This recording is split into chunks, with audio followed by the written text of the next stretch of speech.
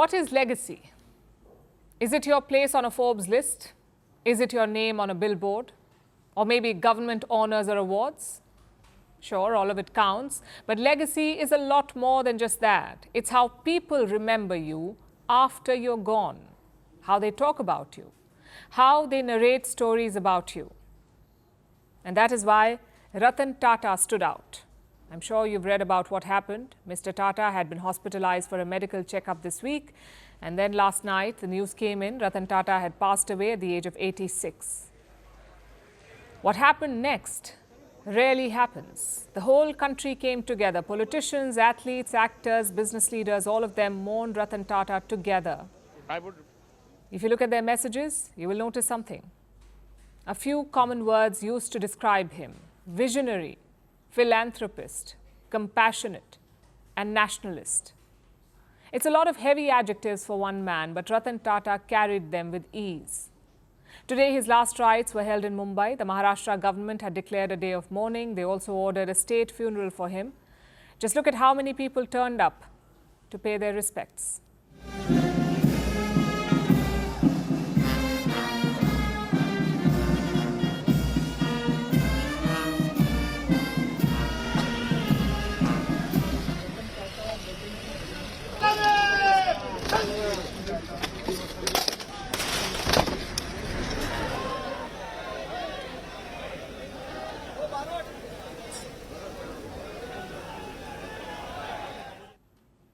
That's the legacy I was talking about. Celebrities, politicians, ordinary citizens, all of them lined up for a final goodbye. It's a testament to his career, to what he did for his company and his country. So tonight we're looking at the life of India's most respected business leader, starting with his last name. Every child in India knows about Tata. It's a business conglomerate involved in just about everything: vehicles, food, hotels, weapons, software, you name it, Tata makes it. The group has 30 different companies, and their principal promoter is an entity called Tata Sons. Whoever leads Tata Sons is the top boss. That's who Ratan Tata was. But his journey there was interesting. Ratan Tata was born in 1937. By then, the company was a giant in Indian business. When he was 10 years old, his parents separated. After that, young Ratan lived with his grandmother. In 1962, he graduated from America's Cornell University. His subject was architecture. Apparently, Mr. Tata was taken in by the American West Coast. He wanted to settle down in Los Angeles. But fate had other plans. His grandmother convinced Ratan Tata to return to India. Not like he walked straight into the boardroom, though. He had to prove himself first. Back then, another legendary businessman was running the company. J.R.D. Tata, a distant relative of Ratan Tata. Apparently, there was hostility. J.R.D. was not initially fond of his to-be successor. He was posted on the shop floor of Tata Steel and shuttled between departments. Things improved as J.R.D. Tata became older. When he retired in 1991, Ratan Tata took over as chairperson. And what a time it was.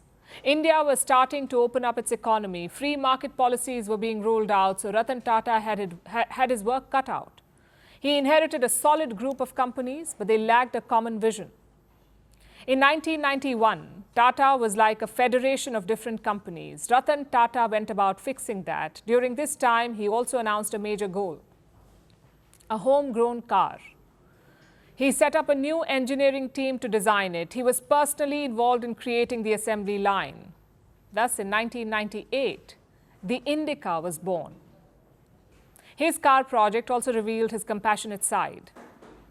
I'll narrate a story for you. Ratan Tata visited the car factory one day. He saw that workers had to bend twice to assemble a part, and that meant bending some 600 times per day. Do you know what he did? He ordered a robot to be brought in. He said his workers cannot be doing such back-breaking work.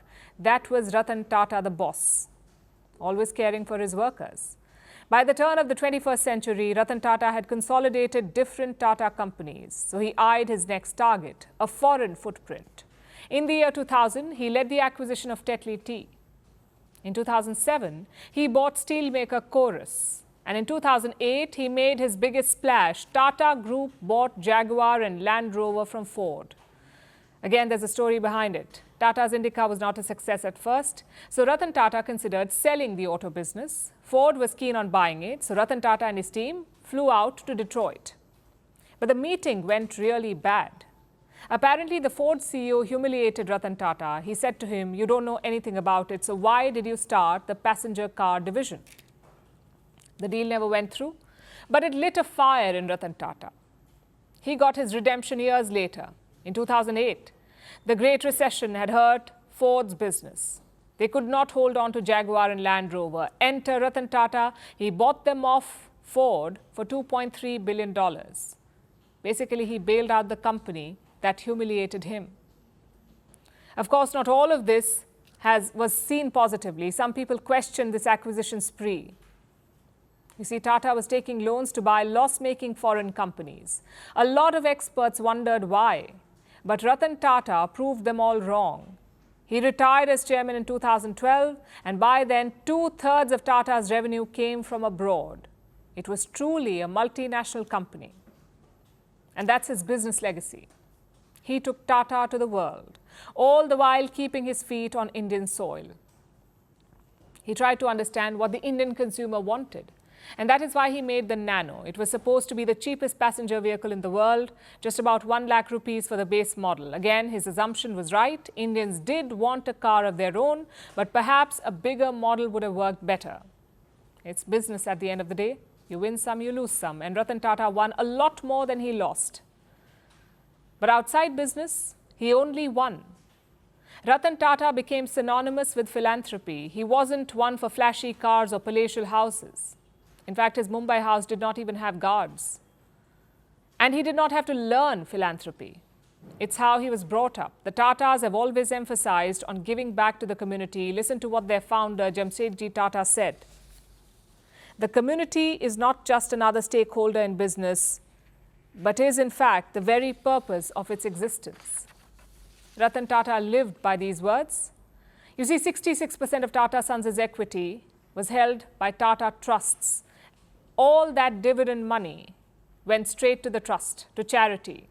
Under Ratan Tata's leadership, 10 cancer centers were set up in India, thousands of students got scholarships, and many universities received grants. When crisis struck, Ratan Tata was first to help. During the pandemic, Tata Trust donated $270 million to the relief effort, a huge sum for a single trust.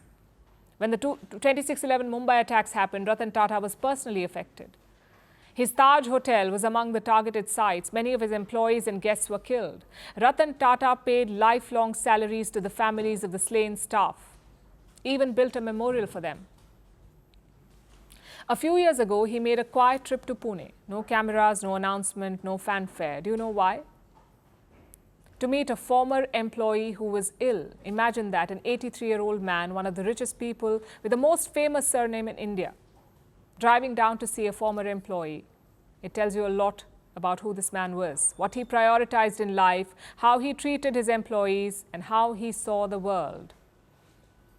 You won't find Ratan Tata in the billionaires list, but walk around the streets of India, ask about a man named Ratan Tata, the replies will tell you his real wealth, respect and adoration. Firstpost decodes the U.S. election. Explains how America chooses its president. Your primer on the race to the White House. Everything you need to know about how America votes and its global implications. U.S. Election Explained.